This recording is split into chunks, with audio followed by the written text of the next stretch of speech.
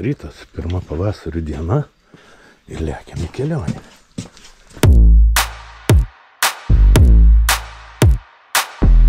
Tai va, gerbėmieji, žinot, kaip pasakyti, fain, čia tokia auditorija, yra proga pašnekėti, tai vienas miškuose arba namuose. Tai, ką mes dabar atliksim, yra toks ritualas, kuris nuteikia tiek šiuolaikinius dievus, tiek vietinius, kurie čia gyvena ir užtikrina mum, kad mes sėkmingai pabaigsim šitą kelionę su minimaliais nuostoliais. Kreipiesi į žmogų vardu, o žmogus atsako tavo vardą. Dabar sakau, Meri, Vaidai. Va, tu gal ne pirmą kartą darai ritualą? Nuo tų metų ir darau.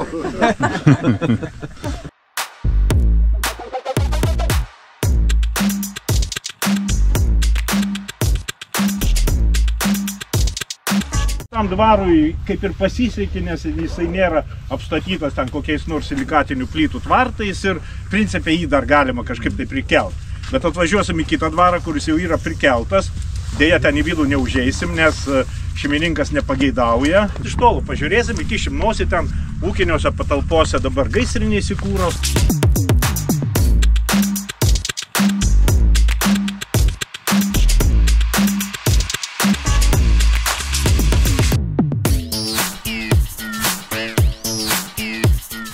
Gegnė, nu.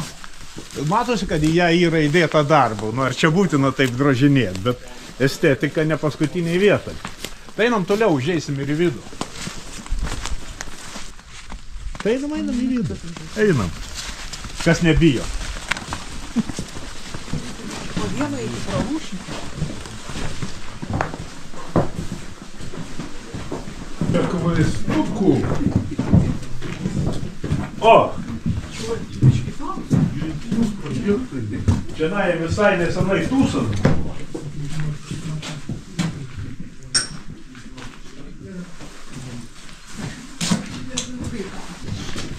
O va, kur centrinis kaminas.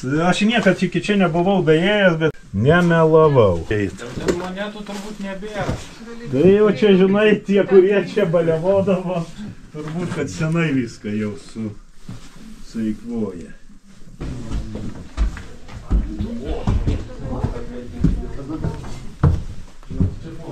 Bet tokie tvirtai, pulti, raudonų plėčių. Toliau į Rūsį įlenda.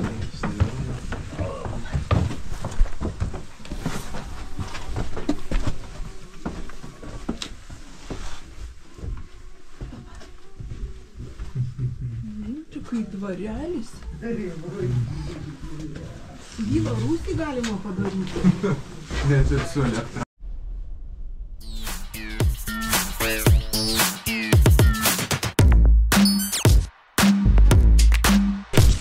Neatrodo, tik ir turėtų.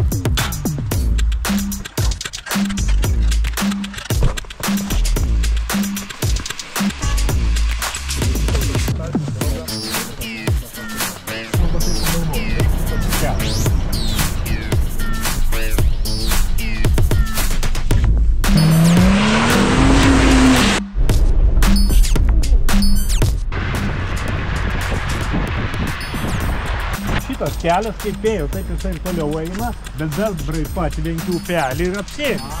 Yra kietas dugnas, supranti, labai praktyvus pravažiavimas, bet dabar, kada yra ledas, žinai, einam pažiūrėsim, kokia ten situacija. Šitiems bebrams gavosi, žinai, idealios sąlygos, va, krūmus kapoja. O kad va, važiavau, tai vėžės dar lygė. Tai va, atrodo, čia visai nekaipa, ne? Nežinau, ar atsiras čia norinčių važiuoti. Jo, jeigu pralauši. Aš sakau, kad čia Žilvinas jau važiavęs yra, tai jaučiu dar kartą pravažiuos. Kiek mašina laiko centimetrų? Ką žinau, aš tai vakar su vienu žvejų kalbėjau, tai ežerė sakė žvejavo, tai 19 cm storio ledas Tai buvo. čia matosi vanduo, baltas. Tai reikia sunkiausiam važiuoti pirmam. Nereiktų net bandyti. Jo, jeigu sunkiausias pravažiuos, tai ką jau ten toliau.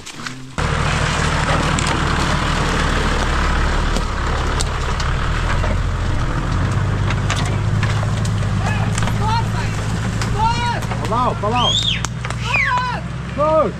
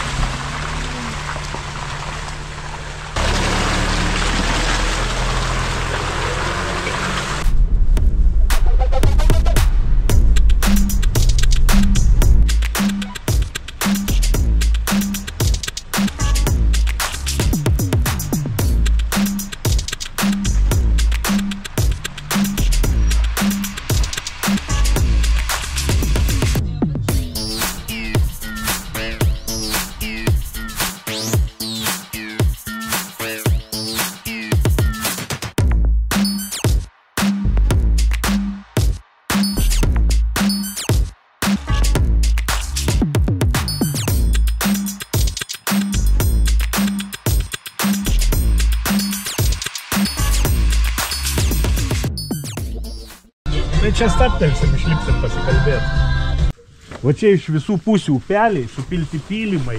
Nu, čia rimtas daiktas buvęs, tik tai tiek, kad, nu, va. Tai. Čia sakau, buvo Radvilos, buvo Giedraičiai, garsiausios giminės. Ir čia buvo prezentaciniai rūmai kartu su bastioninė gynybinė pilimi. Tai buvo 16 amžiuje ir jinai neilgai prabuvo. Jinai prabuvo 17 amžiuje, kada čia rusai užėjo ir kaip viską sugriovė, sudegino. Bet tai čia gal kažkas dar likę? Nu, likę. Supranti, kas yra? Mes su Julium turim filmuotą medžiagą, kada buvom ir į vidų įėję. Ten vis kliautai, visokie viskas, bet dabar nuo Barbaro užtvėrė ir čia užtvėrė šiemet. Nes kliautai iš lauko, iš anos pusės matosi skliautinės duris tokios. Tai... Ir supranti, kas yra? Tas stogas buvo jau senai, bet va duris sudėjo visiškai nesenai šiemet. Bet tai čia stogas, kad apsaugota, ne? Jo. Čia net vartas. Taip. Va, Konservavo. žiūrėkite, mes Tai aš esame turiu aš štai prie šito daikto. Anoj pusėje, va, jeigu nueitumėm, ten yra arka, matosi. Taip. Aš čia atvažiavau todėl, kad čia apsisukt patogu. Jo, ten niekas vartas. Šitas dalykas yra nepelnytai apleistas ir nepelnytai nežinomas. Nu jo. Mažiukai atsargiai. O čia supranti, kaip laukuose ardami tokių randa prabangių visokių šūkių porcelianų, vat pagal tai sprendžiant, kad čia tikrai buvo nesvietiška prabanga, vien tai, kad statė šitą daiktą žmonės iš Švedijos.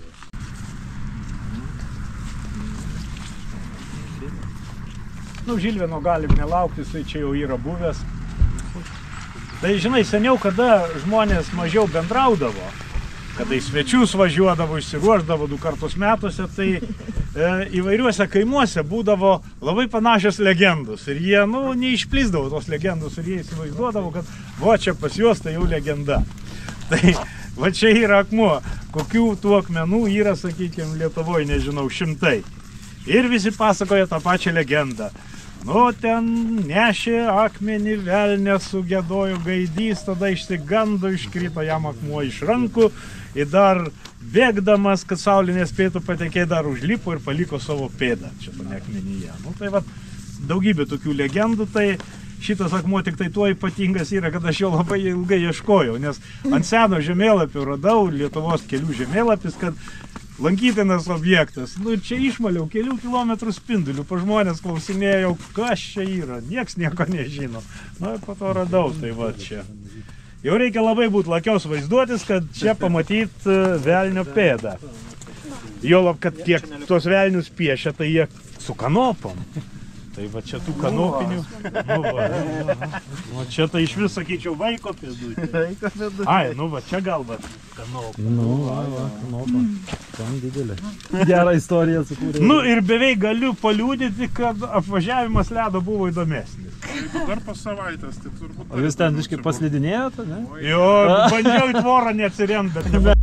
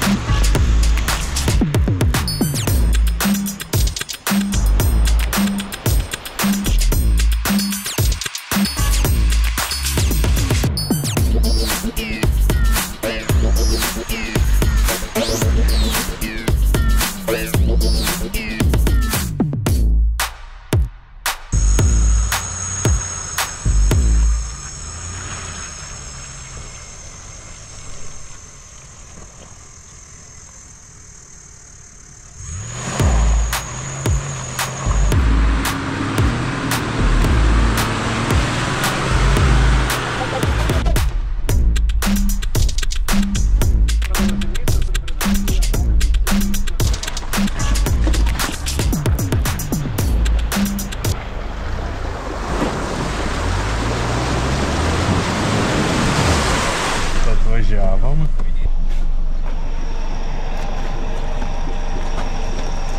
Va, čia matai visai negilai. Ai, nepalaužta čia.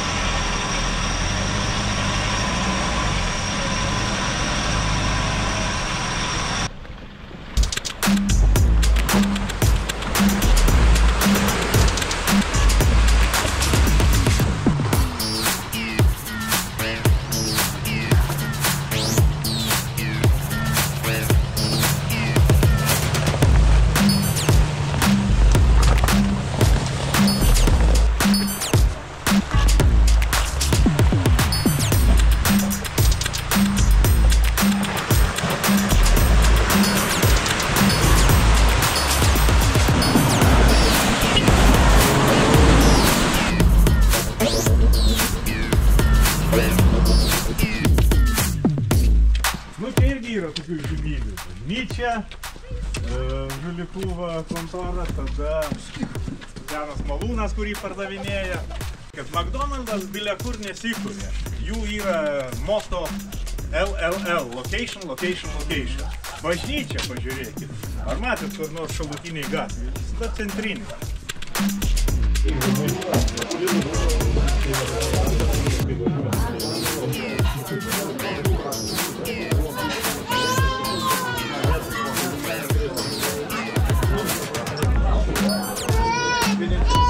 Čia dabar, kas matė, kitą kartą visi žinai, ar batpinigių paliko. Ačiū už kompaniją. Ačiū už maršrutą. Maladėt. Tu irgi neblogas. Irgi duodu vieną dar pakabuką. Šitą labai fainiai, žiūrėk, kaip šviečia toj šviesoj. Taip, ačiū. Nėra už ką darbas toks iki pasimatymo. Su jaunuoliu aptarim kitus kartus. Iki. Dėkui labai. Ačiū. Iki pasimatymų, kaip vaikai atlaikė. Ai, pripratė jau. Ačiū visiems. Gerai. Gerai, iki.